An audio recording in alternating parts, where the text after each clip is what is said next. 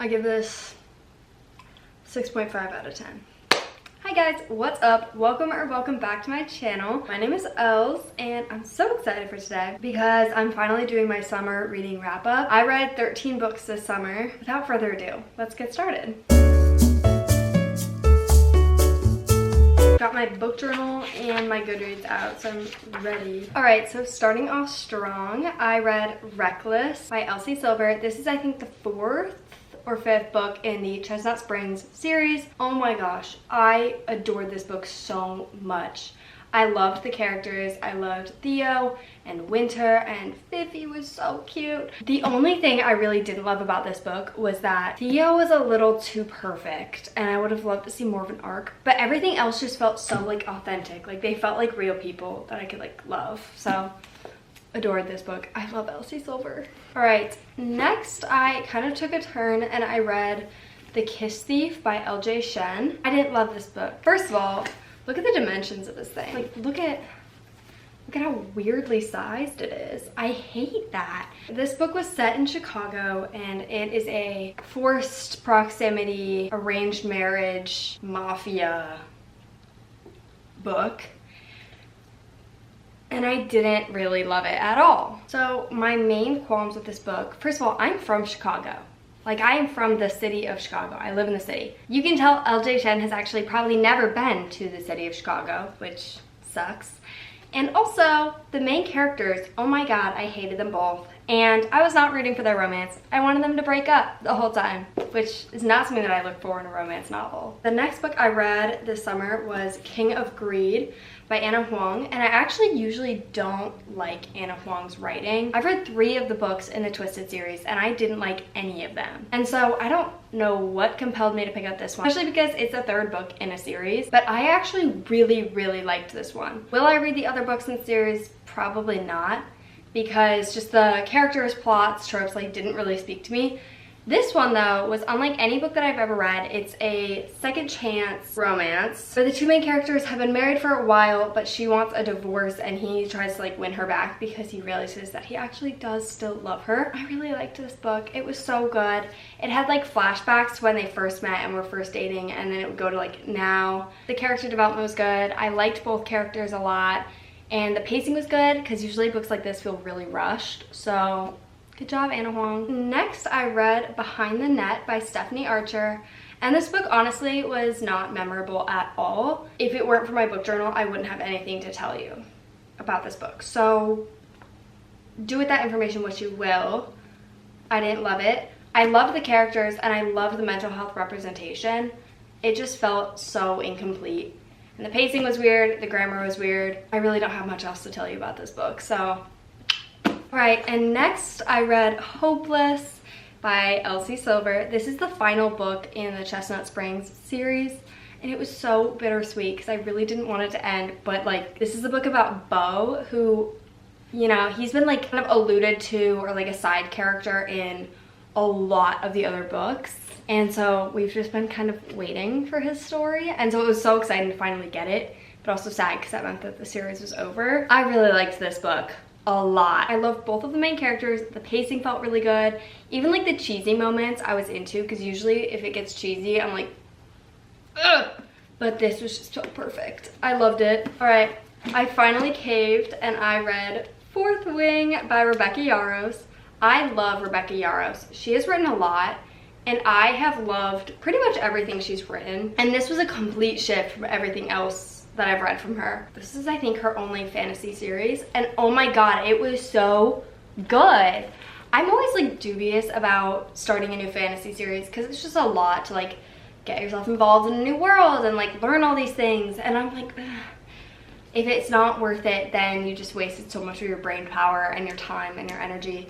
This is worth it. This was so good. The main character, Violet, was not a pick-me, which I adored, and they had the whole like broody bad boy thing going, but it actually wasn't awful. I just love this book. I'm so sad I didn't read it sooner. I loved it.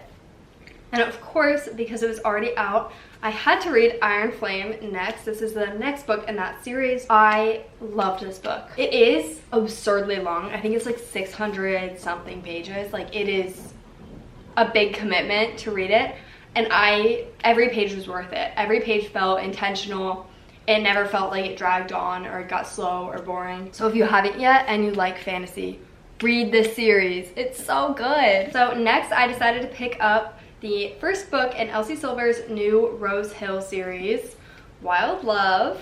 And I really liked this book. This book is a millionaire romance, and it's like childhood frenemies to lovers, which is so cute. Okay, this book wasn't as good as the Chestnut Hill series, but it was still Elsie Silver, so it was phenomenal. So next I read Wilder by Rebecca Yarros because I love her writing. So it is about a girl who gets a scholarship to go on like a semester at sea program, as long as she tutors this guy who does like a bunch of X Games, like crazy extreme sports. And so she obviously agrees. I don't really know how to explain it. There's like a big plot twist.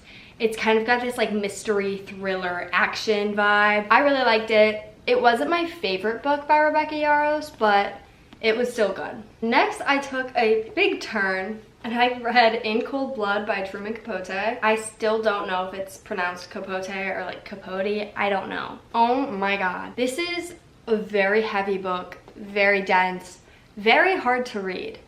But it is so incredibly gorgeously written. I was absolutely mind blown by every page. It was so intentional and slow and just, oh my god, every word felt important. So if you are a big literature fan, I'd say read this. If you're not, it's not worth it. This book gave me nightmares, so.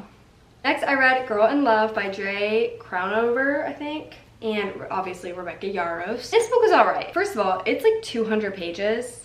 And it's part of like a duology, which annoys me a lot because just make it one book, please.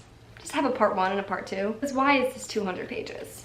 This book is about a girl who is from a very, very wealthy family, but it's kind of a Cinderella situation, and her dad remarried, and now she has an evil stepsister and an evil stepmom. And that evil stepsister is getting married, and so this girl is like, all right, I have to find the worst wedding date possible, like a wedding date that will make everyone freak out, that just doesn't fit in here at all.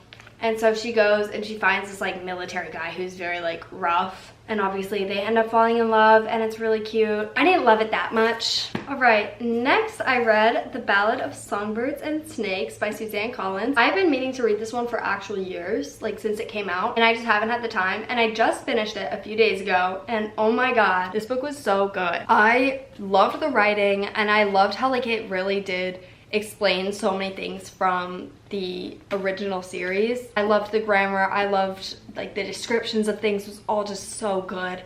It did get really boring at times, and the ending kind of was unexpected in a way that was like good and bad, because I love like the kind of books where you finish it and you have to think about it for a minute, but I just wasn't expecting that out of this book.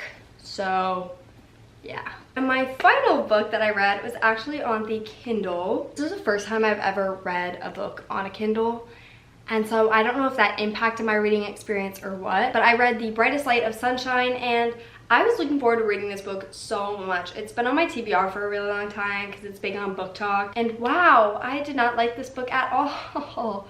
The main characters, I have never seen anyone dumber in a book. Oh my god, they're so stupid, to a point where it just detracts from the book itself. And also there are like so many grammatical errors that it just reads weird, and the pacing is strange. It's just confusing. Like, they went from strangers to like best friends in a few pages, and there was no explanation as to how that happened, which is very off-putting. So I didn't love it, and I also didn't love reading on the Kindle. I don't think I'll be doing that again. That is it for today's video. Please let me know what you think. If you have read any of these books, if you're hoping to read any of these books, if there are any books that you think I should read, let me know in the comments. Please be sure to like and subscribe, and I hope you have a wonderful day. Bye!